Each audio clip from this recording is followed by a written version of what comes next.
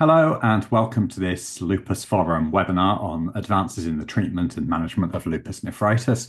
This is a subject that's changing really fast at the moment, so it's a good time to talk through what's happening in the most up-to-date data and studies available. So this particular webinar was funded by an unrestricted grant from Rush. So thank you to Rush for that. But as always with Lupus Forum content, these sponsors don't influence the content of these presentations. This is purely decided by our speakers. And here are those speakers. So my name's Ed Vital. I work at the University of Leeds in the United Kingdom, and I'm delighted to be joined by Professor Brad Rovin from Columbus, Ohio, Liz Lightstone from London, also in the UK, and Maria Dall'Era from UCSF, sorry. So just a couple of housekeeping points. You're going to be on mute for the duration of the meeting, but we really want to hear your questions. So please feel free to put questions into the Q&A box at any time. You can do that all the time while you're listening to the talks. We're going to have a one Q&A session after all the talks are finished to go through as many of those as we can. So this is the time to get those burning questions out there. So the learning objectives for today, we're going to review the current standard of care for lupus nephritis and its practical application in clinical settings. We're going to explore future treatment pipeline and emerging therapies for lupus nephritis. We're going to highlight the role of innovative care models in shaping personalized treatment strategies. And we're going to discuss the role of obinutuzumab as an emerging treatment for lupus nephritis, supported by clinical trial data. And here is our agenda. So we're just at the end of our welcome and introduction, and we're going to have 20 minutes from each speaker on the subjects, as you see on the screen.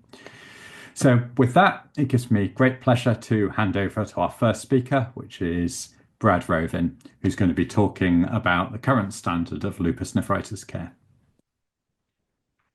Thanks very much, Ed. It's a pleasure to be here, and I'm happy to talk about what we perceived as standard of care really until recently.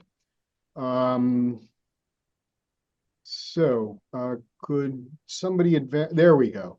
Okay, these are my disclosures. I work with a lot of the companies that are developing new drugs for lupus, but I don't think you'll find that this will be biased in any way. Okay, next slide. There we go. So I think when we talk about standard of care, we have to think about what the goals of lupus nephritis treatment are. The overarching goals of LN treatment are to prevent the development of end-stage kidney disease and minimize the effects of chronic kidney disease and the progression of chronic kidney disease. As you all know, end-stage kidney disease is associated with increased morbidity and mortality, and chronic kidney disease, which a lot of you probably know, but it's not as prominently thought about, is really a risk factor for cardiovascular morbidity. And of course, if progressive, will lead to end-stage kidney disease. To achieve these goals, we need to control inflammation in the kidney as rapidly as possible. We need to control systemic autoimmunity and try to achieve immunologic remission, whatever that means. And we will have another session on biomarkers down the road in which we'll discuss some of these concepts. And then we want to prevent disease flares in all glomerular diseases, especially lupus nephritis, that tend to recur during treatment or as treatment is tapered. Most often, we address or we equate addressing these goals with achieving what is defined as a complete renal response, but there is no uniform definition of this. In general, complete renal response is regarded as achieving a proteinuria in our LN patients of less than 500 milligrams a day, and their GFR or estimated GFR should be at least 85% of baseline, so a loss of kidney function of no more than 15%. For many years, we attempted to achieve complete renal response using glucocorticoids plus either cyclophosphamide or mycophenolate. Okay, I don't think I've got control of the slide, so maybe you can advance for me. There we go.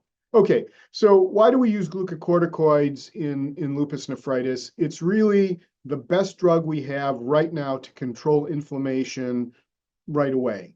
And this is just sort of a graphic of all the things that glucocorticoids do. They decrease monocyte and macrophage function. They decrease the synthesis of pro-inflammatory cytokines from these cells. They also decrease some antigen presentation. They decrease FC receptors, and they decrease some of the cell populations. They decrease T lymphocytes, and they decrease the production and activity of IL-2. You all know that if you give a dose of glucocorticoid, you initially get a demargination of neutrophils from vascular beds. So that temporarily increases the neutrophil count, but they do decrease, and then the number of eosinophils and basophils also decrease. And the other thing that neutrophils do is that they help stabilize vascular permeability. So during inflammation, when blood vessels can become, quote, leaky, they help keep the blood vessels intact. Next slide, please. Okay, so I believe glucocorticoids control inflammation very rapidly. This is a study that I did with one of our collaborators in Argentina, and basically kidney biopsies were done at time 0, at 9 months, so after what we used to call induction therapy, and then around 4 years or so, 3.5 to 4 years, to see if these patients would be ready to come off immunosuppression. And I just want to preface this. This is a cohort of about 100 patients, and these were the patients that really, really did well. So these are people who got their therapy, took their therapy, responded to their therapy, started remitting. This was about the best lupus results that you could imagine. And what I'm showing you here are the various components of the activity indices. And what you can see is, and I don't know if you can see my arrow, but the black line here are crescents. Crescents disappear or decrease very quickly. Neutrophils in the glomerulus decrease very quickly, and necrosis decreases very quickly. I believe those are manifestations that are very sensitive to glucocorticoids. So this sort of very aggressive inflammation really does respond to steroids. The other inflammatory lesions we see in lupus kidneys, and especially this one, this is endocapillary hypercellularity. So don't confuse endocapillary hypercellularity with actual proliferation of glomerular endothelial cells. They don't proliferate. Endocapillary hypercellularity is the filling up of the glomerular capillaries with cells that are inflammatory cells. This takes a long time to go away, and you can see that it really sticks around for, in some patients, many months to years. Similarly, interstitial infiltration or inflammatory cells go away less rapidly, and hyaline deposits take a long time to clear up. So the long-term ongoing use of steroids, in my opinion, provides increased risk with diminished benefits. Shorter courses may be fine. And this has really been promoted by Dr. Lightstone, who you'll see later. In the Rituximab trial, I've given a reference here. She used IV methylprednisolone, about 1 gram, when she gave rituximab 2 doses, and then she gave no more steroids to her patients, no oral steroids. And historically, these patients did as good as or better than what we have with conventional therapy continuing glucocorticoids. So something to think about. Next slide, please. Okay, I want to give you a short history because this is a little bit of a history lesson because a lot of this is yesterday. The standard of care for lupus nephritis has been cyclophosphamide, the NIH high-dose regimen, for much of my career. After the ALMS trial, which I hope many of you remember, mycophenolate mofetil virtually replaced cyclophosphamide because MMF was found not to be inferior to NIH cyclophosphamide, but was perceived as being safer. I'm not sure that's necessarily true. It has its own side effect profile that's different than cyclophosphamide, so you still have to be aware of that. NIH cyclophosphamide, nonetheless, was still used for severe lupus nephritis, for example, patients who have a rapidly deteriorating kidney function.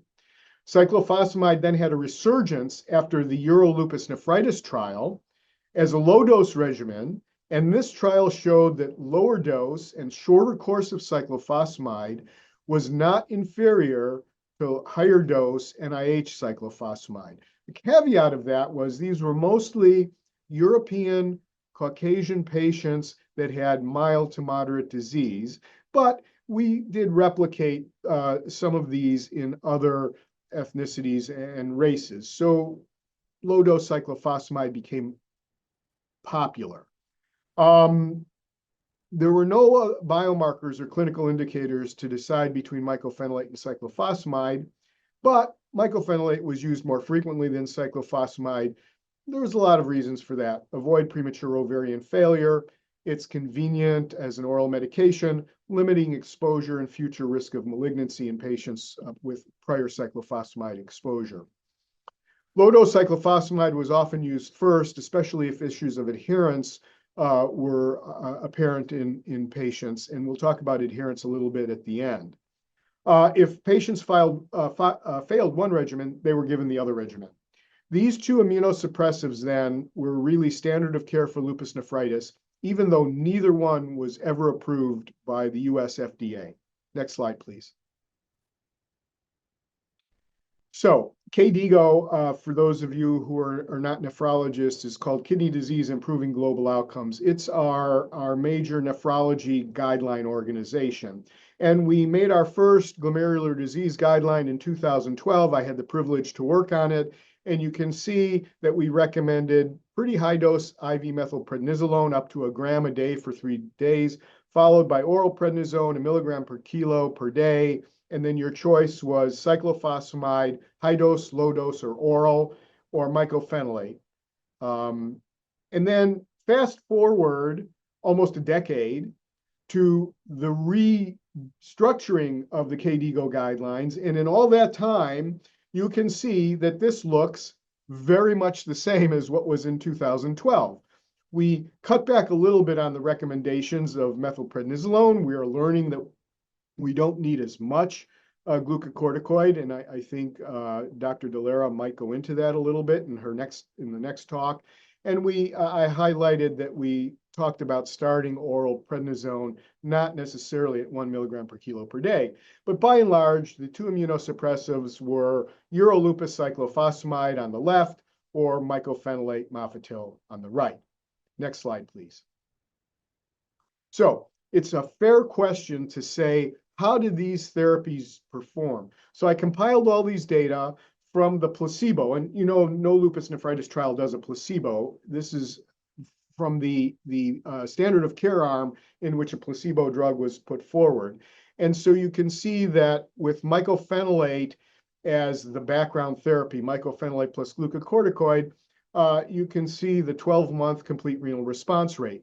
And you can see low dose and high dose cyclophosphamide. And you can see that in the Euro lupus nephritis trial, the response rates were a little bit better, again, possibly consistent with the nature of that particular cohort. But regardless, the 1-year complete renal response rate using mycophenolate is about 35%. The 1-year complete renal response rate using low-dose intravenous cyclophosphamide is about 34%. So next slide, please. I would suggest to you that this is not what we want. Okay, this means that with standard of care, what we used to call standard of care, even though it was not approved by the FDA, we were getting way fewer than 50% of our patients having a complete renal response. And using these type of regimens, if you look at kidney survival in the graph on the left, you see that in complete renal response, if a patient achieved a complete renal response, that's CR, that's the top line, their kidneys mostly survived. Survival was not 100%, to be sure, but it was pretty darn good. If you see the left line, which is the patients who had no response, as expected, there was a sharp decline in kidney survival, and these patients, by and large, went on to needing renal replacement therapy. But in the middle is where many patients fall, which is a partial response. And you see that those patients did better than no response, and yet that's not very good. A lot of those patients went on to lose their kidneys. So the implication of these CRR rates is that SOC, standard of care, doesn't do a very good job. On the right is a study from Australia, but it's representative of world populations in general. And this is looking at end-stage kidney disease, either as a percent of patients entering end-stage kidney disease or end-stage kidney disease rates per 100 patient years in the bottom. And what you see is that the line suggests there's been a decline from 1985 to 2014. That's not much of a decline, and it's not significant. And you can see that the per patient rate of end-stage kidney disease has seemingly increased over time. So we have not really impacted one of the most important things that we are trying to impact with our standard of care therapy. Next slide, please. The other thing that we have to be quite aware of is that kidney flares are really a problem in patients with lupus nephritis. And I'll show you why, but first I want to show you the incidence of lupus nephritis flares in the placebo arms of recent trials. Again, not placebo. These patients were treated with either mycophenolate or low-dose cyclophosphamide plus glucocorticoid. And what you see in the Regency trial, a quarter of the patients flared over a year and a half. In the Aurora 2 trial, 26% over 3 years. In the Bliss LN trial, 26% over 2 years. Next slide, please. Okay, what are the implications of the flare? Go back to this repeat biopsy cohort that I was talking about before. These are patients that were treated with top-line therapy. This was mostly high-dose NIH cyclophosphamide or high-dose mycophenolate. And what I'm showing you in the graph on the left are the components of the chronicity score. Chronicity is chronic damage to the kidney. It consists of glomerular sclerosis, tubular atrophy, interstitial fibrosis. These things cannot be reversed. And as you accumulate more and more of these hits to the kidney will then progress naturally to end-stage kidney disease, even if you stop the lupus nephritis. And what I'm showing you here is that between the index biopsy and the 9-month biopsy, during the period of time when these patients had the highest, most aggressive immunosuppressive therapy, their chronicity indices increased. So even as we are treating the patients, they're accumulating chronic damage to the kidney. Now, imagine that every time a patient flares, this same scenario occurs. It's not too much to then say that looking on the graph at the right, it's the people who survive after one renal flare, not survive, but kidney survival after one renal flare, 2 renal flares, and 3 renal flares. So the more flares you have, the more likely you are to progress to needing renal replacement therapy if you're a lupus nephritis patient. Next slide, please. Okay, just to wrap up, let's talk a little bit about adherence.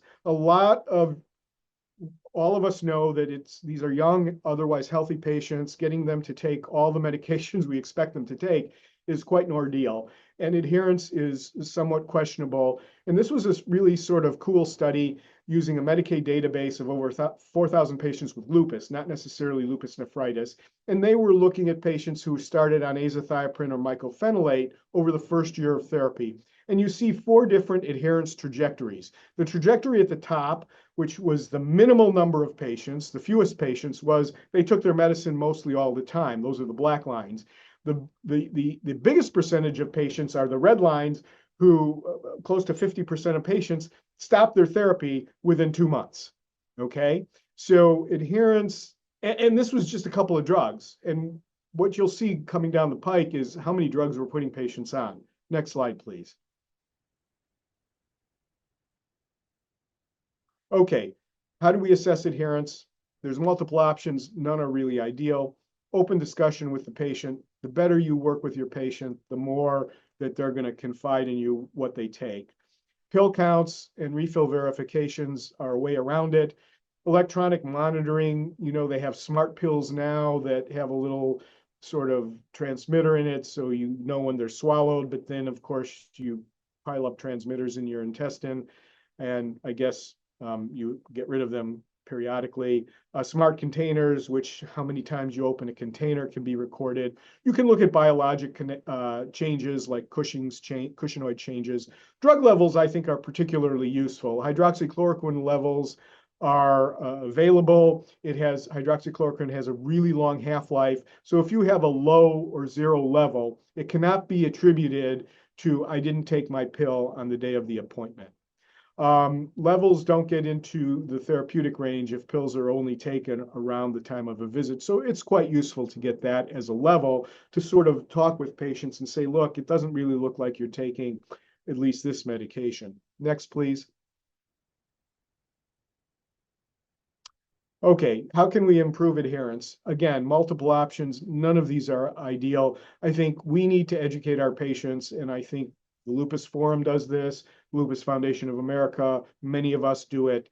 It's really, really important to improve health literacy. Behavior modification certainly is possible. Cost reduction, depending on where you live and how you get your medications, this can be a real issue. Pill burden reduction, that's on us. We use lots of different medications, and this is really something that is hard for most people to stick to. And I think we have to reduce the side effects. And I think one of the biggest offenders is glucocorticoid. We usually start with higher doses, and we have a lot of side effects, and the patients sort of perceive, wow, this is terrible treating my disease. I'm not taking these medications or anything else. Next slide, please. So to wrap up, the standard of care therapy up until very recently has been cyclophosphamide or mycophenolate on the background of fairly robust doses of glucocorticoids. It does not achieve complete renal response in over half of the LN patients treated, and about a quarter of the patients will relapse within the first couple years of starting treatment. It continues to result in end-stage kidney disease, and these are young people, in an unacceptably large percentage of patients. And I would suggest that these treatment regimens are really hard to adhere to. So these observations really get us thinking that there's considerable room for improvement in the management of patients with lupus nephritis. And this really does provide the rationale for the new treatment approaches that Dr. Dall'Era is going to discuss in the next part of this forum. Thank you so much. Thank you so much, Brad. That was wonderfully clear. I've heard you speak many times, and I always learn something new about what goes on in the kidney. So now I'll hand over to Professor Maria Dall'Era, who's Professor and Chief of Rheumatology at University of California in San Francisco. Over to you, Maria. Great. Thank you so much, Ed. And thank you, Brad, for that fantastic presentation and that wonderful review of our conventional, previously standard of care therapies for lupus nephritis. What I'm going to do is now build on that beautiful foundation that Brad just gave us and talk about the evolving therapeutic paradigm for lupus nephritis. Here are my disclosures. Before I begin to talk about the specific regimens that we are now using, I just want to take a step back and remind all of us that it's important to think about the treatment of lupus nephritis in a holistic fashion. And what I mean by that is that there are a variety of mechanisms that can lead to kidney injury in lupus nephritis. Two large categories are the immunologic mechanisms, and these are the ones that we are impacting with our anti-inflammatories and our immunosuppressive medications. But we also have to remember the non-immunologic mechanisms of kidney injury that lead to progression of CKD. And we're going to come back to some of these if we have time at the end. On the right, you see a graph that's been replicated now in several reviews. I think it's a very helpful graph. The y-axis is GFR, the x-axis is age in years. And the blue line represents a normal, healthy adult kidney. Over the course of time, we all lose a little bit of GFR with age after the age of 30 or 40, about 1 ml per minute. And this is due to micro and macro anatomical structural changes in the kidney. However, the normal lifespan of a human kidney is 120 years. So normally we're not impacted by that. But the red line, you see a patient that has one episode initially of lupus nephritis, and you can see that this person has lost some kidney parenchyma. They've lost some of their renal reserve. They may not have lost any GFR yet. However, with subsequent episodes, subsequent flares, they will lose more kidney mass and they will lose GFR and reach end-stage kidney disease at a young age. And this is what Dr. Rovin just showed us when he showed us the consequences of repeated flares in our patients and how our previous standard of care therapies did not do enough to impact this progression. That brings me to the evolution of our treatment paradigm. As Dr. Rovin just spoke about, in the 70s and 80s, we thought about the treatment of lupus nephritis as divided into two phases, an induction phase and a maintenance phase, with our conventional therapies that Dr. Rovin spoke about. And then in the 90s and 2000s, our language evolved to speaking about initial and subsequent phases of therapy. However, we've now arrived in a moment of time where we are recommending combination continuous therapies. And the terminology that has been adopted in the 2024 ACR updated lupus nephritis treatment guidelines is triple immunosuppressive therapy. And this refers to glucocorticoids in conjunction with 2 additional immunosuppressive or immunomodulatory agents. And we're going to talk about those in the upcoming slides.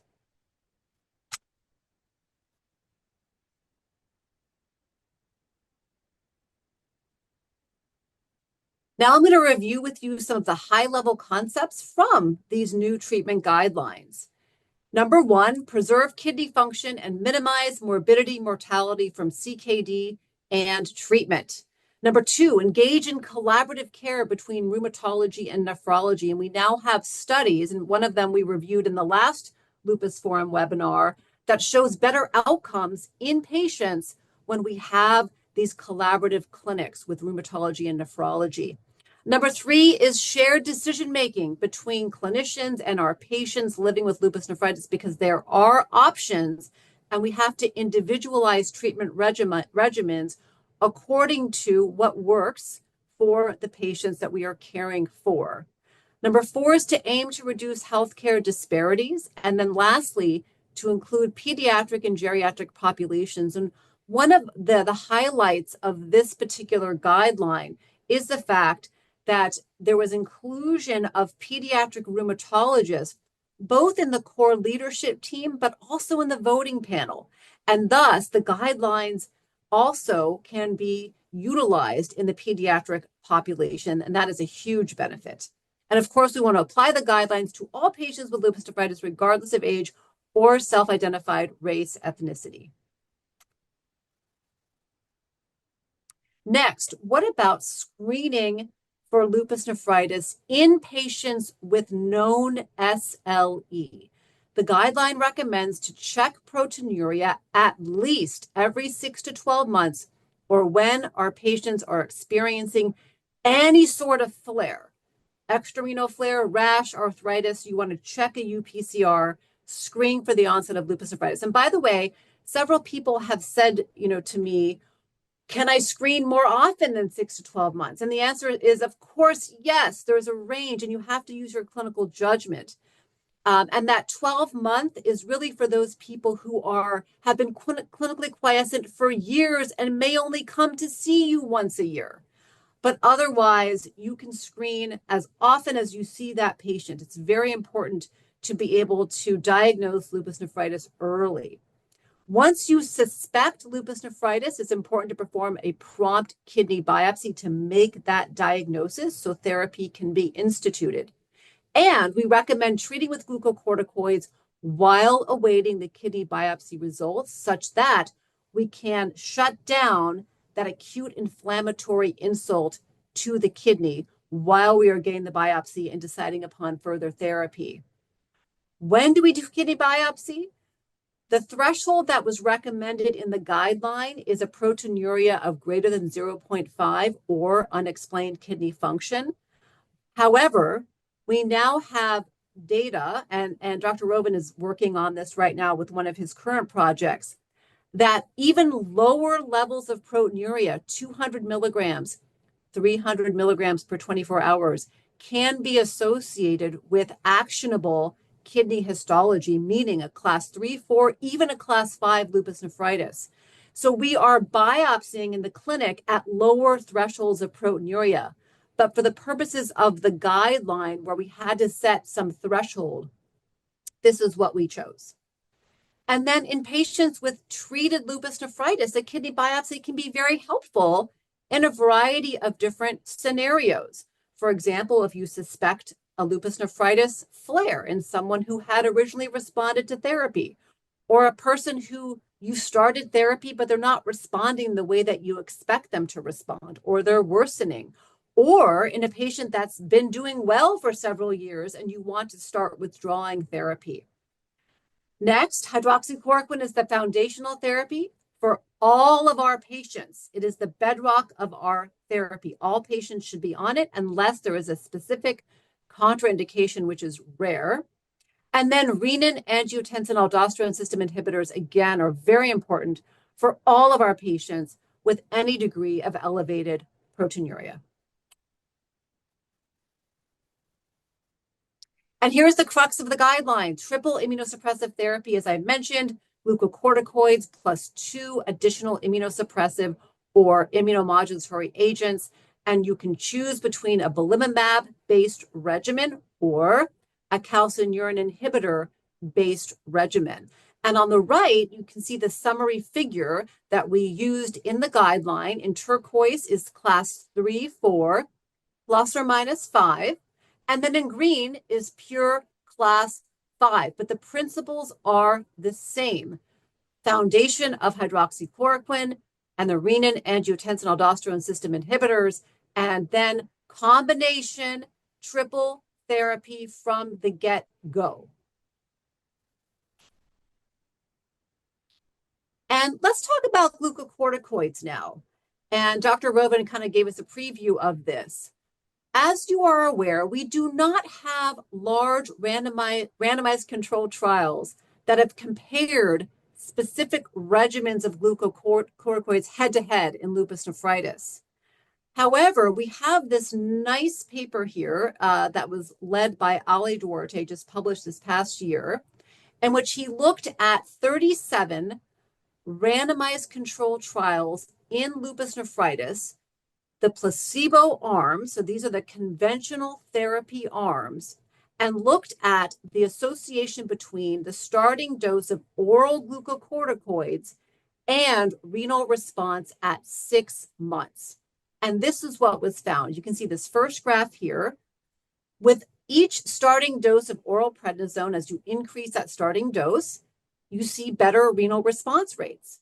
And what's interesting is the blue line are patients who also received pulse glucocorticoids. And you can see that for any given starting oral dose of prednisone, the response went up when IV glucocorticoids were given.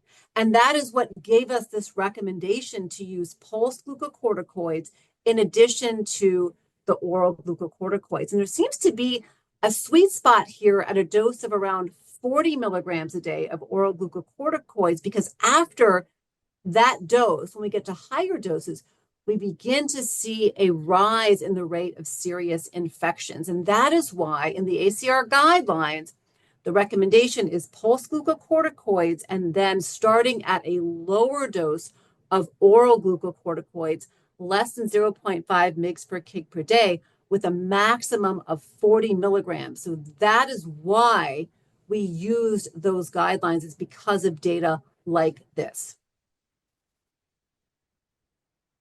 Additional recommendations from the guidelines: goals of therapy to achieve a complete renal response with a proteinuria of less than equal to 0.5 and stabilization or improvement in kidney function by 6 to 12 months. And then in patients with inadequate renal response rates, to escalate therapy. And after achievement of complete renal response, the total duration of therapy should be at least 3 to 5 years. And just to compare it to the 2023 EULAR recommendations, which I know are being updated as we speak and will be presented, I believe, at the upcoming EULAR Congress. But in the 2023 guidelines here from EULAR, triple immunosuppressive therapy is also listed as an option as initial therapy. And similarly, in the 2024 KDIGO guidelines, triple immunosuppressive therapy with either a calcineurin inhibitor-based regimen or a belimumab-based regimen also listed as potential options. Moving along, I just want to give you some of the primary data that led to these recommendations, just to remind all of us. This is the BLISS-LN phase 3 trial belimumab, 448 participants with class 3, 4, or pure class 5. And you can see here the trial design in which participants came in within 2 months of enrollment, had to be started on background therapy with either urolupus cyclophosphamide or mycophenolate at high dose. And then at enrollment, were randomized to either belimumab or placebo. Primary endpoint was at week 104, and it was a primary efficacy renal response with a proteinuria threshold of less than equal to 0.7. And the steroid regimen was a traditional high-dose regimen. And then the Aurora 1 trial, this was the large randomized controlled trial, phase 3, for voclosporin in LN, again, class 3, 4, and pure class 5.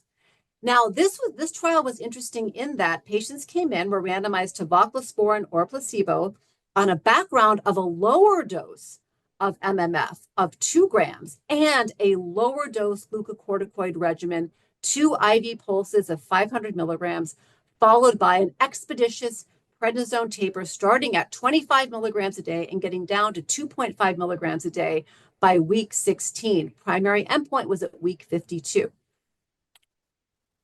Here are the top line results with BLISS-LN on the left, Aurora 1 on the right, and you can see that each of these trials met their primary endpoints, and these data led to the FDA approval of these agents for patients with active lupus nephritis and led to our ACR guidelines that I just reviewed. And then some other important data from these trials that can help us think about how to use these agents in the clinic. Here's Aurora 1 on the left. This is probability of UPCR reaching less than equal to 0.5. And you can see with voclosporin in blue and placebo in red, more rapid reduction of proteinuria at earlier time points within days in the voclosporin group compared to placebo. BLISS-LN, it takes a little bit more time to see differentiation between belimumab in blue and placebo in black. And this is because of the different mechanisms of action of these two agents. But it helps us, again, think about what we should expect when we use these therapies in the clinic and we're following our patients. Other important data here, and this is from Dr. Rovin, published in Kidney International. This is a post-hoc analysis of BLISS-LN, looking at baseline levels of proteinuria and stratifying patients as having lower levels of proteinuria, meaning less than 3 grams, versus higher levels greater than equal to 3 grams. Bottom line here is the efficacy of belimumab over placebo was seen in the patients who entered the trial with lower levels of proteinuria, not the higher levels.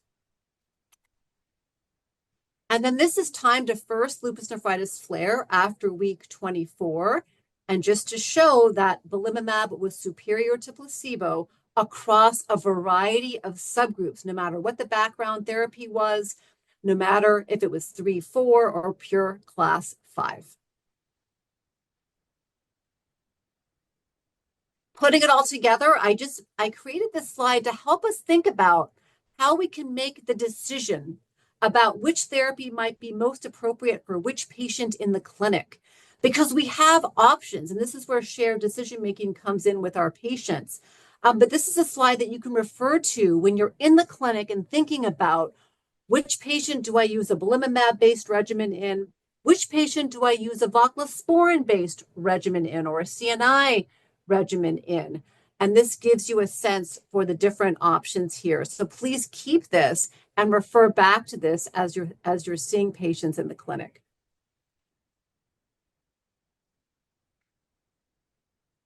Just to finish up in my next few minutes, I want to come back to the non-immunologic mechanisms of kidney injury that we spoke about at the very beginning. And I've listed some of these mechanisms here that contribute to progression of chronic kidney disease. And in fact, in red, I've highlighted strategies for adherence, which Dr. Rovin just spoke about. But how do we impact this red line? How do we slow this progression of CKD once we've treated the immunologic activity? Well, we've all heard a lot about these two classes of medications, the SGLT2 inhibitors and the GLP-1 receptor agonists. These are fascinating classes of medications that have garnered our attention.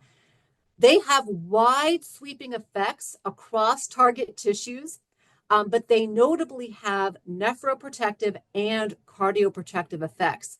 And I'm not going to have time to go into the GLP-1 receptor agonist today, but that would be a great topic for a future webinar.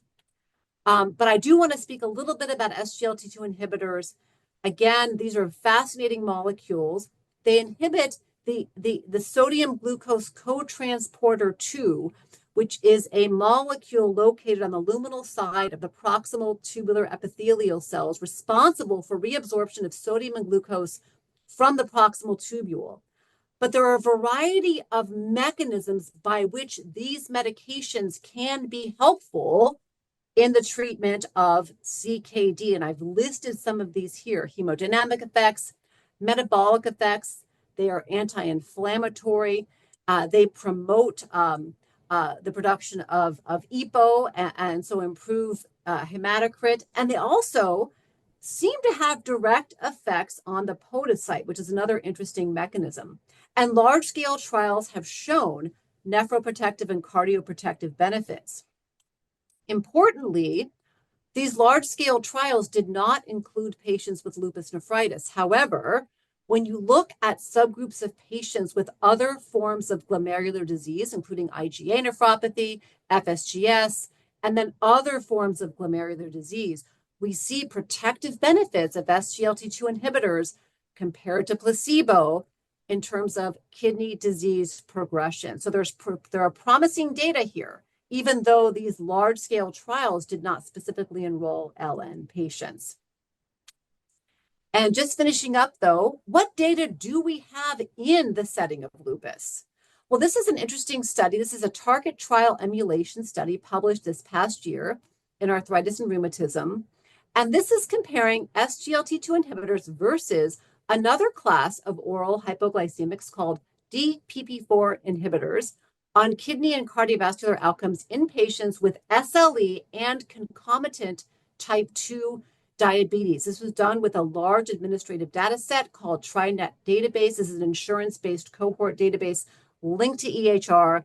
And the investigators went into this and they identified all patients with SLE type 2 diabetes who were given new prescriptions for either an SGLT2 inhibitor or a DPP4 inhibitor. They used propensity score matching to try to match baseline covariates and potential confounders.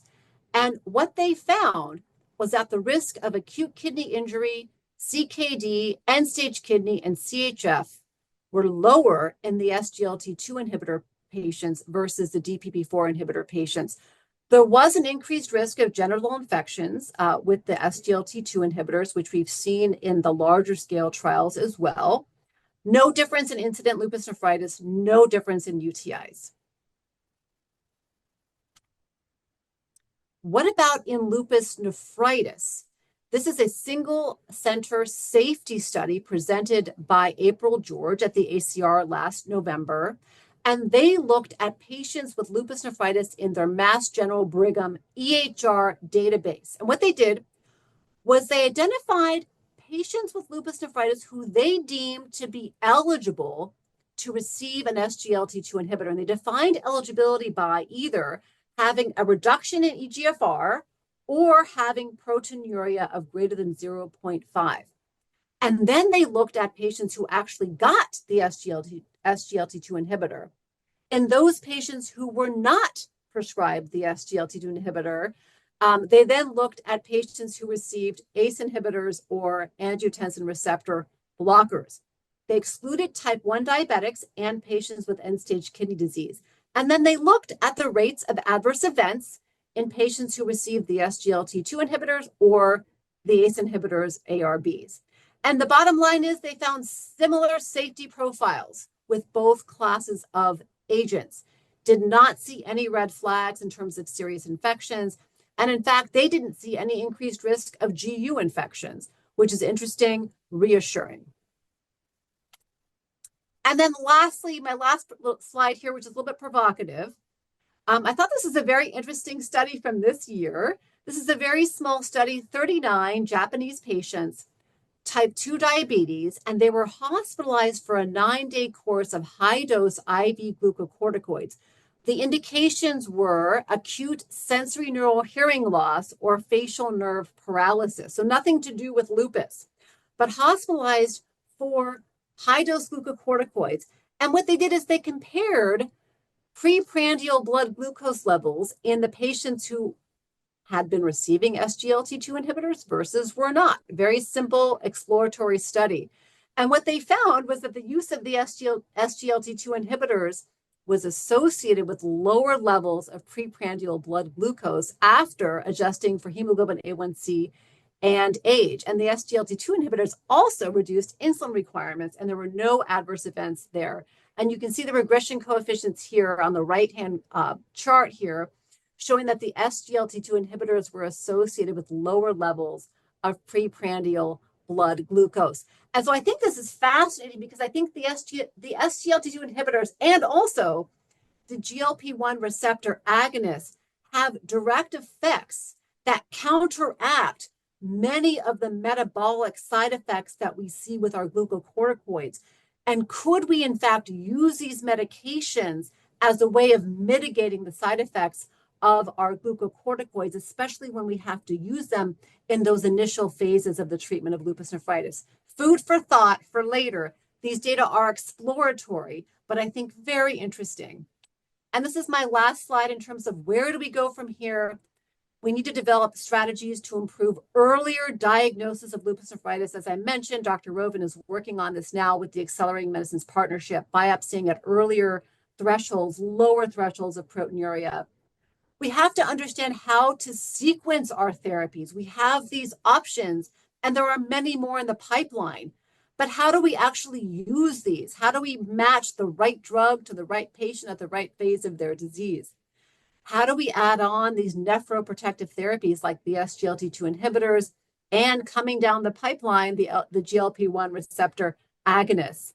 And then adherence, and Dr. Rovin spoke about this. We have to think about strategies to improve adherence.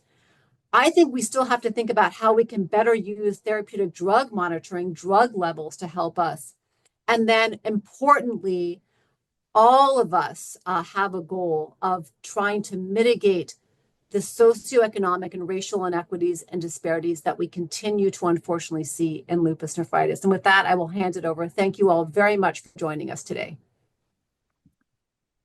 Thanks very much, Maria. That's beautifully clear as always. And it always reminds me how much there is to think about, more than just choosing immunosuppressants. There are so many other issues that we need to think about. And I can see lots of questions coming in as well. But before we can get to those, I'm going to hand over to our third speaker, which is Professor Liz Lightstone, who works at Imperial College London, Hammersmith Hospital. Over to you, Liz. Thank you, and it's a pleasure to be here. So my remit after those two excellent talks is to talk about emerging therapies and the promise of obinutuzumab. My slides isn't moving. Those are my disclosures. I would say that I've dealt with so many companies. There is no bias because I deal with them all. So I think when we're thinking about lupus nephritis, how best to treat it, what you've seen in Brad's more historical talk, if you like, and what we've been talking about in the recent trials is that we've got much better at targeting our therapies. What I'm not going to talk about today is type 1 interferon and anifrolumab, but we know that that's critically important in lupus. We also know that B cells are important and plasma cells and the inflammatory pathways within the kidney. And most of my talk is going to focus on B cells. But just as Maria just said, that's good news. We have bad news, which is we're light years away from knowing which drug in which patient is going to induce a prolonged remission with minimal toxicity. So we sort of know what we're doing, but we don't know which is the best combination for which patient. What we want, I think we're fairly clear on, and you've heard that in the 2 previous talks, what we'd really like is no steroids. We want long-term drug-free remission. We want minimal toxicity. We want patients who are mostly women of childbearing age to be able to have safe pregnancies. And this graph, which we all like, we want preserved kidney function over time. Not a minor ask. So my focus is really going to be on B cells. And some of us, I've been using B cell depletion for years in our practice at Imperial. We've been using rituximab as a B cell depleter. I think what's become evident, and I'm going to go through some of the evidence to this, is that the more you deplete B cells, and possibly the faster, also an interesting proposition, the more you can just do that as a way of treating lupus nephritis. So if you think about it, there's the approach using monoclonal antibodies, which would be obinutuzumab or rituximab. Efficacy up till now, up till the Nobility and Regency data was moderate or limited. The LUNA trial was a negative trial using rituximab. You have to give your drugs repeatedly, probably, and keep patients B cell deplete. And all the trials have used concurrent drugs, either methotrexate in non-renal lupus or always glucocorticoids, unless you're in our practice, and with MMF or cyclophosphamide in lupus nephritis. The newer kids on the block, which I'll talk about a little bit, but there's no real trial data yet, are bispecific antibodies. And they're shown in the purple here. They have much deeper B cell depletion and they really get into tissues. They've been suggested to be useful in refractory patients. And actually, you may not need continuous adjuvant immunosuppression, but you still need methotrexate, abatacept. So this has been in non-renal lupus to date. And then, of course, there's the data that everyone got very excited about, which is CAR T therapy, where you get really rapid, really deep B cell depletion. And what was impressive is the patients needed no background immunosuppression. So that was sort of the holy grail of what most of my patients want and what, unfortunately, a lot of my patients do by non-adhering to their treatment. But the question is, how deep is deep enough and what is good enough to preserve kidney function? So this was the paper that got everyone terribly excited. It was published in Nature Medicine in 2022. It reported 5 patients. And I tell you, my patients started emailing me about this almost immediately. It is extraordinary what reaches the public, if you like. And this was CAR T therapy, 5 patients who had really resistant lupus and lupus nephritis. So they all had, they called it stage 3 and 4, but on stage 5. What they mean is class 3 and 5. 3 of the 5 had had prior cyclophosphamide, 2 had had azathioprine, they'd all had steroids, they'd all had hydroxychloroquine, and they'd all had MMF. 1 had had prior rituximab. These were heavily treated patients, and they were quite active, and they had significant proteinuria, except for this one whose proteinuria was less, etc., etc. And they hadn't responded really, and they were considered very refractory. And what was impressive was they appeared to respond, and they became drug-free. And this is the data in 2024. This is now 8 patients. At 2 years, at 3 months, 100% had achieved complete renal remission, which is unheard of. and there were no relapses of lupus nephritis off all immunosuppression, including hydroxychloroquine.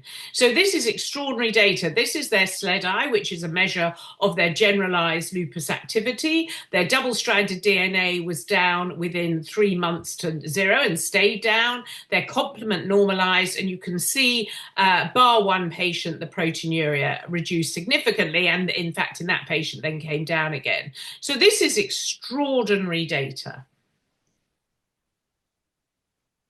It's not all plain sailing. So, of course, there are lots and lots of trials going on now with CAR-T and other forms of CAR therapy. And as it's being used more and more and in multiple different centers, we are seeing patients who get abnormal responses that you expect with CAR-T therapy. Remember, CAR-T has been used in blood malignancies for a long time, and there's very well recognized side effects, mostly due to sort of rapid depletion of a larger B-cell burden, but you get these funny syndromes, this ICANS, immune effector cell-associated neurotoxicity syndrome. You can get a systemic cytokine release that often might require anti-IL-6 therapy to calm it down.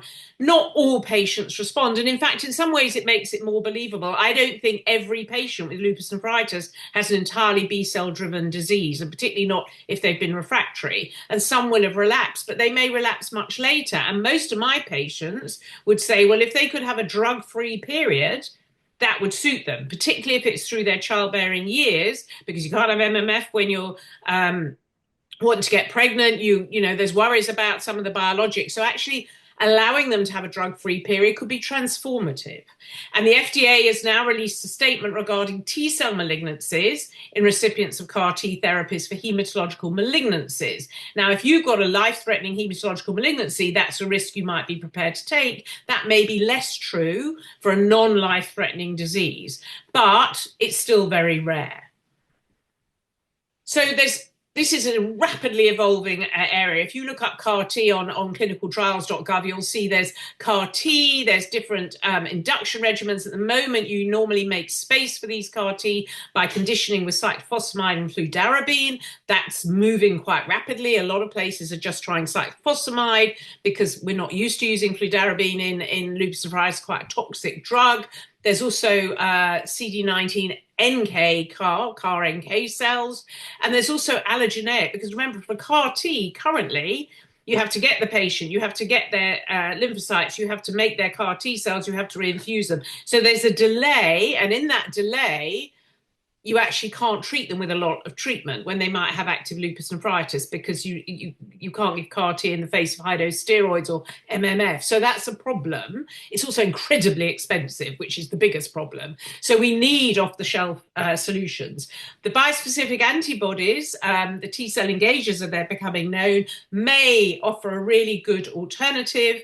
And of course, not everyone, it's like in transplantation, not everyone needs this full metal jacket of treatment. But again, we don't know who's going to do best. And a lot of patients would choose to have this if it meant they could be drug-free. But it's a rapidly evolving area. So T-cell engagers are the relatively new kids on the block. They are antibodies engineered to redirect T cells to recognize and kill target cells, generally B cells, CD19 positive. They engage an antigen on the T cell surface, and they engage they engage a stimulatory molecule on the T cell, and they engage the target cell of interest. And there have been some promising results in rheumatoid and in systemic sclerosis. They do still get cytokine release syndromes. They still can get neurotoxicity, and they're developing newer forms of these to try and minimize it. And there's this case report, essentially. This is a drug called teclistamab. It's a bispecific antibody against CD3 and BCMA, which is expressed on B cells and plasma cells. And the T cells are activated to kill the B cells, and the plasma cells they simultaneously bind to. And it was trialed in a very refractory patient with class 3 2 and 5 lupus nephritis, I think that was 3, and multiple other systemic manifestations. And they had 5 doses of the drug, and the results are really very impressive. So here you can see the proteinuria. These were all the treatments they tried before. This was over a period of a year. They then had these 5 doses, and you can see the proteinuria reduced dramatically, not to nothing, and they probably had some scarring, and that's probably represented by the creatinine not going entirely to normal, but plateauing. The markers of inflammation, the interferon signature, almost disappeared with this drug, and they did have a cytokine release syndrome. They're given tocilizumab, and that went away, and the marker was IL-6. Their double-stranded DNA antibodies were gone by 5 months, and their complement normalized. So this was really very impressive. They also looked at the CD19 positive B cells and plasma cells, CD38 plasma cells in the circulation and in the bone marrow. And what you can see is very rapidly these essentially disappear. So in a way, these results look a lot like CAR T cells, but without the conditioning or manufacturing of cells. So this might be a much more easy, off-the-shelf approach to significant B-cell depletion. But we're not there yet. What we are at is finally, 23 years later, we have a positive phase 3 study for B-cell depletion. And just to give you a bit more history, rituximab was first reported to be of benefit in lupus nephritis in 2001. We published actually in 2009 and 2013 our data using rituximab with MMF, with or without steroids, but also always with methylpred. The LUNA trial was a negative trial published in 2012, but there was a post-hoc analysis of LUNA published in 2018, and the patients who actually depleted, so the ones where the drug actually did what it was supposed to do, actually those patients did respond, and they responded very nicely, and there was a complete response of 47% versus 13% in the placebo. In 2021, the NOBILITY study was published. That was the phase 2, the addition of obinutuzumab to MMF and steroid, met all the primary and secondary endpoints, and they had 2 years follow-up, and I'm going to show you a bit of data from that. We then had the CAR T being reported in 2022, and last year, Regency top line was announced and was positive that obinutuzumab in a phase 3 trial to the addition of placebo plus standard of care showed benefit, and it met primary and several of its secondary endpoints. So this is a game changer, because we finally, those of us who've been using rituximab for years, finally have phase 3 trial data that B-cell depletion is beneficial in patients with lupus nephritis on top of standard of care. So obinutuzumab, it's a type 2 anti-CD20 antibody. It's got a glycoengineered FC region. And what it does, because of the way it's been engineered, it's got to about 100 times greater antibody-dependent cellular toxicity. And its binding conformation means it causes much more direct cell death, reduced internalization, and less reliance on complement-dependent cytotoxicity. What that means in reality is you get much faster B-cell depletion, so within a very short space of time compared to rituximab, and it's much more prolonged. And you get much more tissue B-cell depletion than you do with rituximab. So this is the results of the phase 2 NOBILITY study that were published in 2022 with Richard Fury as the first author. And these were very impressive results. The last dose of obinutuzumab in this study was given at 6 months. So they got 2 doses at baseline, and they got repeat dosing at 6 months, and then no more dosing. The primary endpoint was at week 52, but they reported up to 2 years. So by 2 years, it was 18 months since they last had obinutuzumab, but they continued on MMF and relatively low dose steroid. And you can see that at week 52, remember this is phase 2, so that is significant, 35% versus 23%. At week 76, 38% versus 18%. And then this delta of 19%, 20% at week 76 and 19% at week 104. So this was a very profound effect.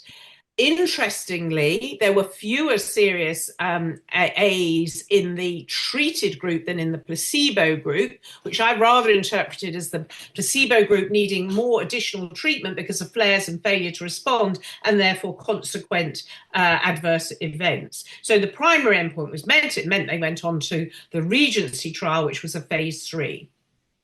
This is the design of the Regency study.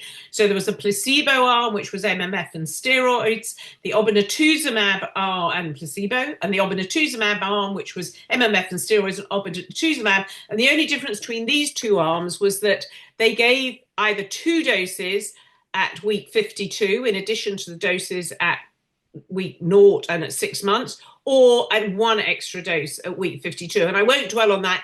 In the end, the results were analysed altogether for the obinutuzumab, and there was no difference whether they got 1 or 2 doses at week 52.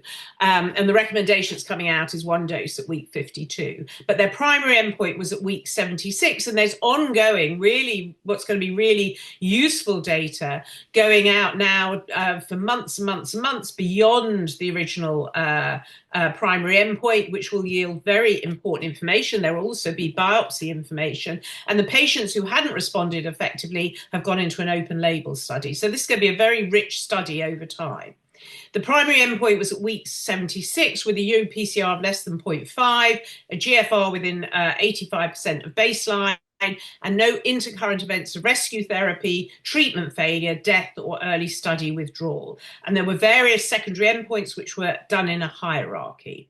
And they all had at least 1 dose of methylprednisolone, and they started on relatively low dose prednisolone, and that was tapered to 5 milligrams per day by week 24, and it was maintained.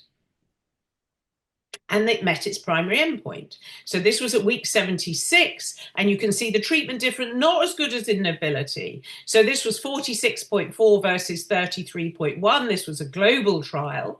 But the placebo effect is good. The obinutuzumab arm is good and better than Brad was showing in the first talk with standard of care. And you can see that with standard of care, we're getting very much what Brad was referring to in his lecture, sort of 33%. And here we're improving that to 46.4%. What's also interesting, in the hierarchy of endpoints, there was a significant reduction of proteinuria, and there was a significant reduction of patients requiring more than 7.5 milligrams of prednisolone at the week 76. Unfortunately, the next hierarchical endpoint was GFR difference, and although it was different and favoured obinutuzumab, it didn't reach statistical significance. Over time, we'll have data on the slope of the GFR, which may be different. But if you look at flares from weeks 24 to week 76, so patients who've gone into remission and who then flared, you can see that in the placebo arm, which Brad has already told us about, 23.5% of patients had a flare compared to 11.1% of obinutuzumab. That's a really, really major reduction. And it reduced the risk of lupus nephritis flare by 56%.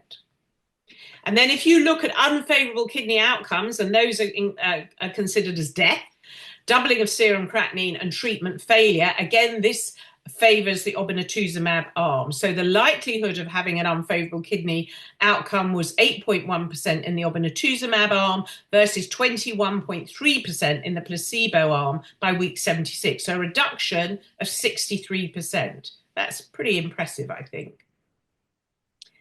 There were, however, compared to nobility, more serious adverse events in the obinutuzumab arm than the placebo arm. But what you have to remember is that this trial was conducted through the pandemic and actually was ongoing at the beginning of the pandemic. So at the beginning of the pandemic, and a large number of these patients came from Latin America, where there wasn't vaccination until a bit later, and not all countries had access to vaccination, but many, many patients would have got infected. And what's very clear is that early on, this was a new infection.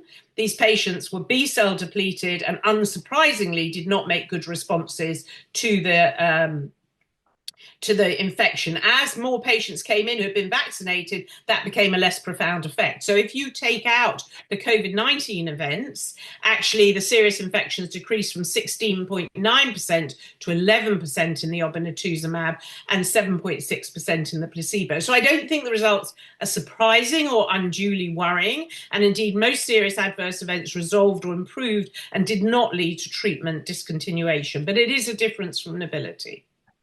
So the conclusions of the Regency trial, that has met its primary endpoint of complete renal remission at week 76, there was a statistically significant and clinically meaningful differences in complete renal remission with prednisolone less than 7.5 milligrams per day between weeks 64 and 76, and in the proteinuria responses. They didn't see, sorry, I'm not a lead author in this in any shape or form, but they didn't see any unexpected safety signals. And the number of patients with overall adverse events was comparable. There were more serious adverse events in the obinutuzumab arm, mainly infections and COVID-19 related events. And the safety profile of obinutuzumab aligned with the well-characterized safety profile for hem-onc indications. So this is the first positive registrational study of B-cell depleting anti-CD20 monoclonal antibody in patients with active lupus nephritis, and I think therefore is really significant for our patients. In the last couple of minutes, I want to just present even more up-to-date guidelines. You are inundated with guidelines, and it is important to remember they are guidance. They are not written in stone. You always have to look at the patient in front of you, and just as Maria has said, you need to think about what that patient has, what their prior treatment has been. But these were presented at the British Society of Rheumatology a couple of weeks ago. And what is different from the ACR is the BSR guidelines recommend triple therapy from the outset, as does the ACR, but we are now recommending obinutuzumab as one of the triple therapy options. So that's highlighted here. This is the summary of the guidance in lupus nephritis. And just to focus in on this. So you start off by thinking about the prognostic features and the holistic approach to the patient in front of you once you've done a biopsy, and all patients need a biopsy at diagnosis. You then opt for the minimized steroid approach that you can think of, and that's why we've got that on it's on my left hand. I'm useless at doing what the mirror image is, but standard dosing is we would consider quite low dose and mimicking Aurora. And then you would start, we still use the phrase induction, but with triple therapy, and you can use obinutuzumab and MMF, belimumab and MMF, and voclosporin or tacrolimus with MMF as your starter for 10. And your treatment targets are based on previous studies, but really looking for that rapid reduction in proteinuria and preserved or improving kidney function. And then you carry on with those if they are meeting their targets, and then we give advice about what to do if they're not meeting their targets. So that's sort of the first guideline in the world to be recommending obinutuzumab as your starter in lupus nephritis. So in conclusion, I think triple therapy is here to stay where it is available and where it is affordable. I think what the Regency trial shows is that B-cell depletion works. The CAR T therapy also suggests that, and the T-cell engager therapy may in due course. I think what you must never forget is that time and nephron. So you want that early biopsy. You want to be getting on top of your lupus nephritis and reducing the inflammation in the kidney very early, hence the need for methylpred. So you want to diagnose early, you want to treat effectively, and you want to prevent flares. And the Regency data would suggest that obinutuzumab is very effective at doing that. The longer term, we need greater steroid sparing. We need combinations of biologics and reduced pill burden. Patients count their pills. And you've already heard from Maria that we're now moving to these extra CKD prevention strategies as well. It's a lot of pills, and patients don't take pills. Those curves that Brad showed of the proportion of patients not taking their pills is terrifying. What I hope we can do over time with the data from Regency, but also with our new approaches, is that actually instead of our patients being on this trajectory, they can get back to looking like patients with people with normal kidney trajectories, and we prevent this relentless decline of GFR that leads to much earlier CKD and need for end-stage renal replacement therapy. Thank you very much. Thank you, Liz. That's absolutely brilliant. It's amazing to think that it's 20 years, 25 years coming on for since we started using rituximab. I remember publishing papers and saying, oh, rituximab doesn't actually deplete B cells properly. And some people, mostly who work in rheumatoid, I won't name names, told me I was wrong. But there you go. Turns out not. So, we've had loads and loads of questions coming in, really interesting ones. So we're going to have to be quite quick to try and get through as many of them as we can. And this first one, I think, is probably one for you, actually, Liz, which is, but anyone can chip in on these, which is, should the lower dose steroid regimes be used only in patients who are on combination therapy? Oh, that's a great question. Well, we don't really have data in the dual therapy to suggest that it would be effective. I do think there's far too few studies that have actually evaluated different doses of steroids. So the only one in MMF and steroid alone, as opposed to with B cell depletion or anything else, is the Lupus study, which was, I think David Jane was the lead author on, and it was published some years ago. And they actually showed that starting with lower doses, so I think they did the comparison of 1 milligram per kilogram per day of steroid versus 0.5 milligram per kilogram per day.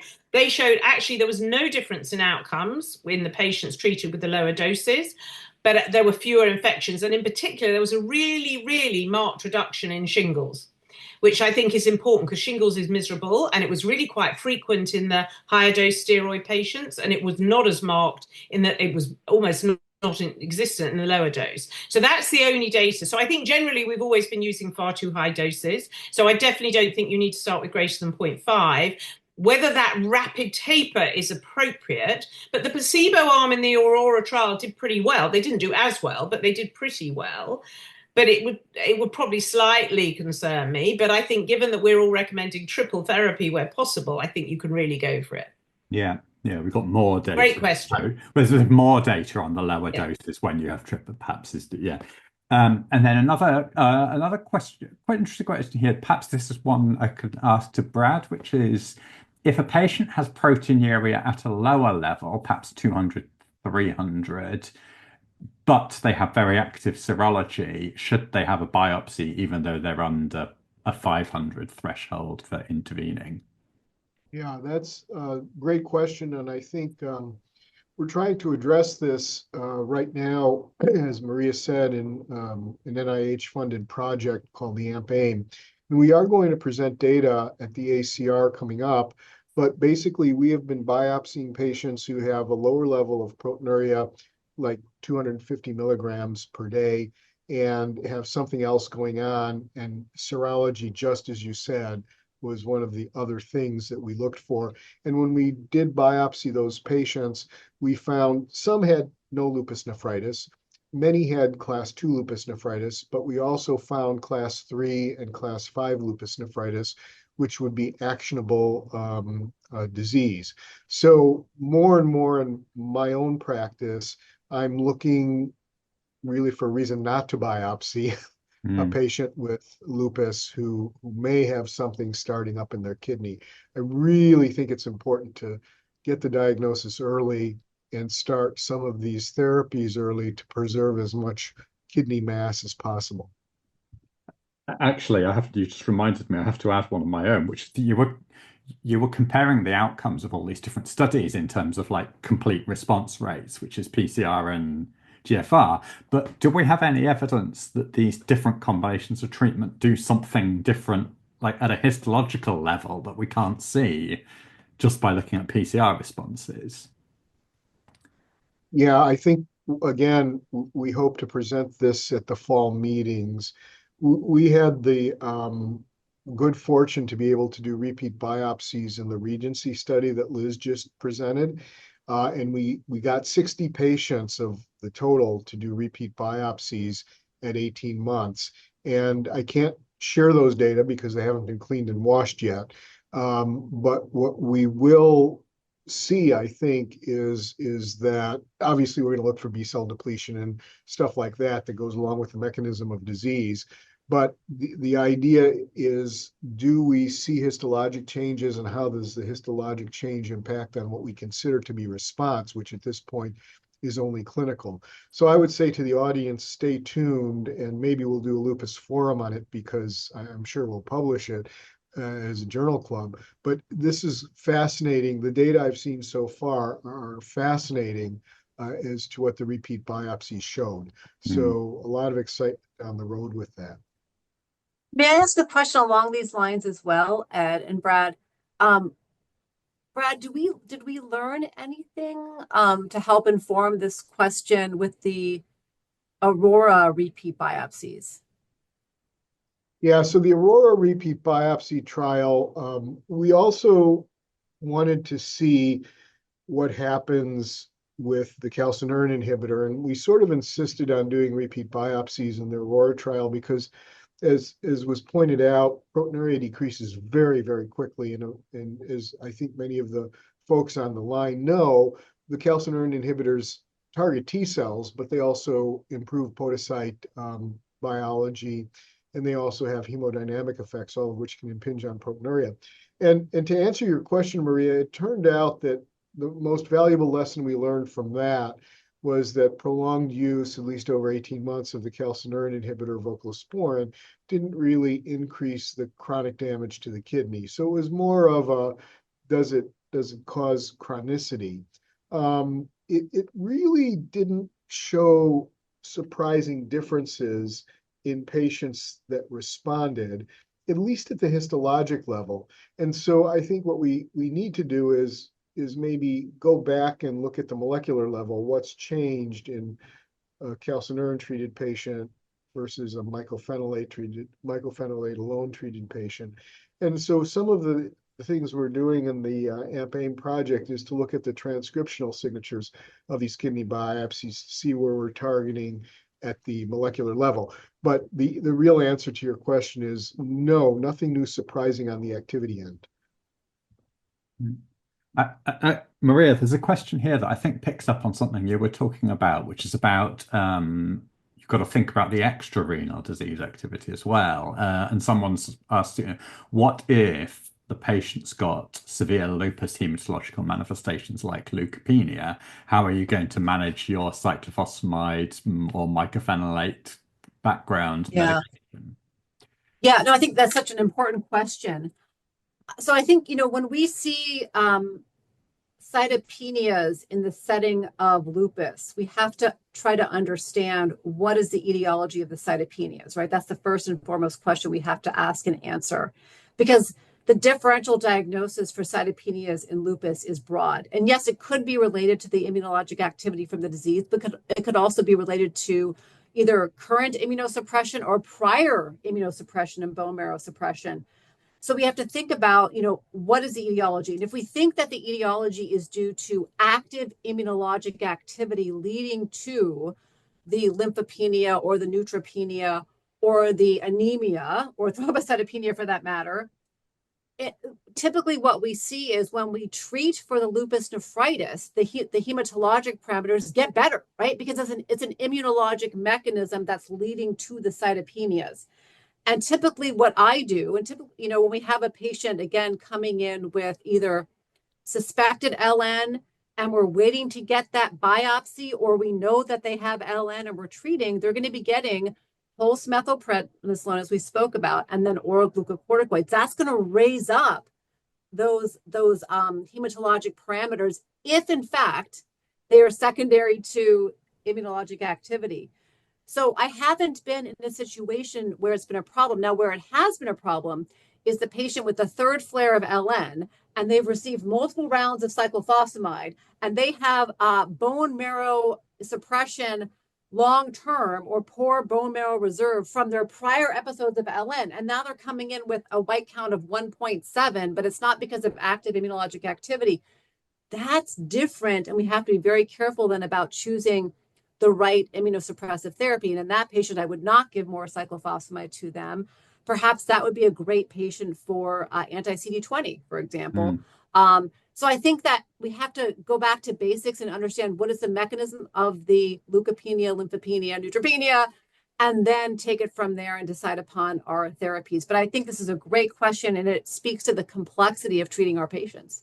One of the other things it reminded me of, which you probably thought about when you were doing the ACR guidelines, because we did in the BSR one, was is what do you do with patients who can't tolerate mycophenolate mofetil? Yeah. With all the best combinations included.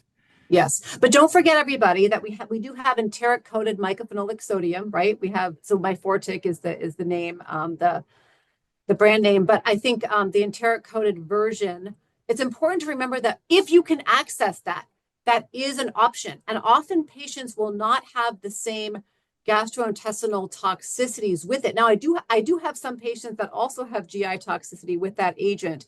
But I think in that situation, then we have to think about other options. And I think that azathioprine is an option that we can think about as well. And it wasn't studied, directly as in these combinations, but acts similarly, right? It's a false purine, so it's going to inhibit purine metabolism. And I think that one can think about that type of substitution, but that's where we have to be a little bit creative and think about, I think, other options. Yeah, yeah. Oh, So yeah. although some of these things aren't licensed, we sometimes have to use unlicensed things, as we said right at the start.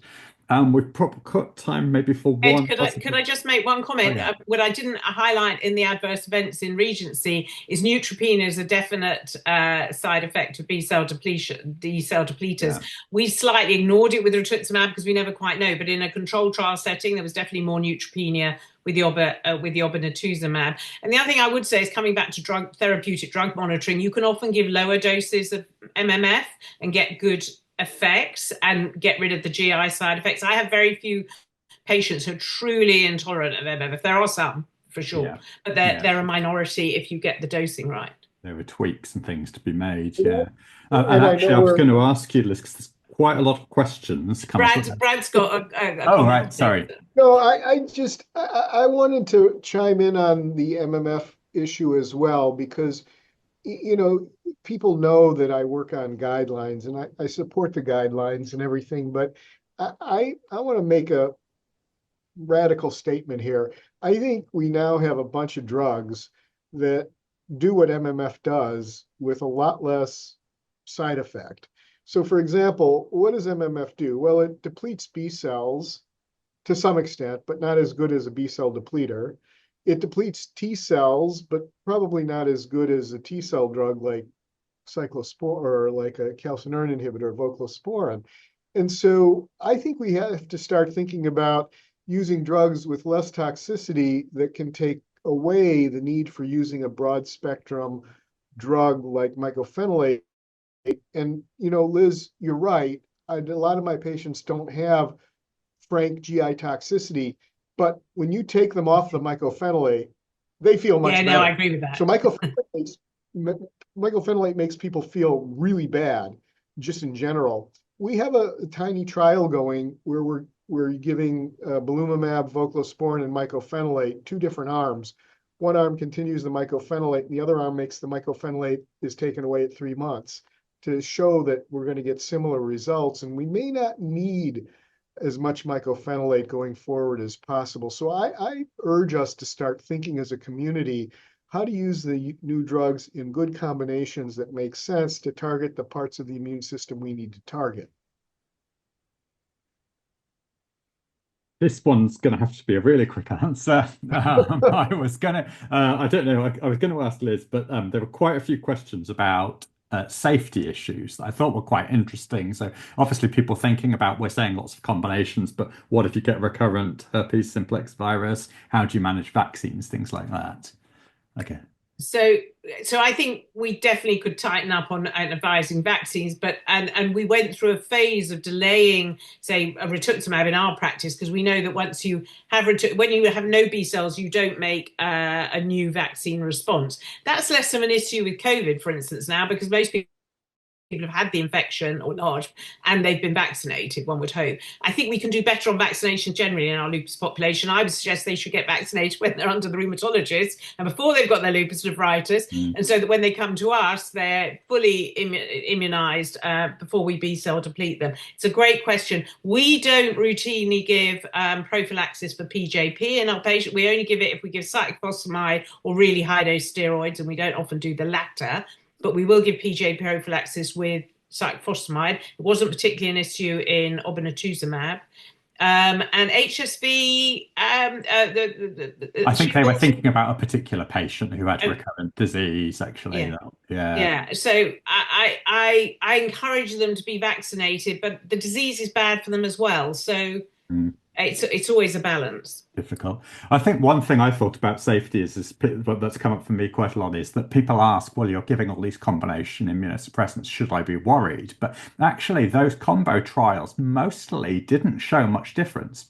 The only thing that I've seen is higher dose, lower dose steroids is a difference. There was that meta-analysis that came out recently, and they did see more infections on the higher dose steroid protocols than the lower ones, but not actually the combo immunosuppressants necessarily. And I think if you're reducing both Bliss LN and Regency now have shown this reduction in flares, if you're preventing flares, you're preventing this repeated cycle of increased immunosuppression, and that's the burden that really hits them for infections, I think. Yeah. So I think at that point we are out of time. So it would be lovely to answer more questions, but we'll have to do some more in the next webinar. So thanks everyone for attending. Just a couple of last points on housekeeping is there's a short evaluation form at the end. So please do let us know any feedback you have, because we do look at that to plan what we're going to do next. And also there's, for people who've missed it, there's a live stream version that's going to be available on the YouTube channel, the Lupus Forum. So you can pass that on to your colleagues if you'd like to. So thanks very much to all of our speakers. Those were fantastic talks and a really interesting discussion at the end. And thank you everyone for listening. Thank you. Thank you. Thank you. Bye. Bye.